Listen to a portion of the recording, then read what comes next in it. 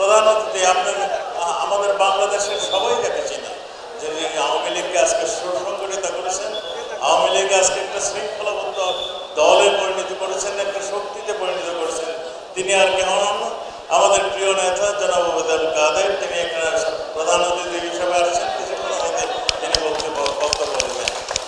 আমি আর কেউ নাম বললাম না, সবাই এখানে নাম নেতৃত্ব দিয়েছেন বলেই আওয়ামী লীগ আজকে এই জায়গাটাতে আসছে।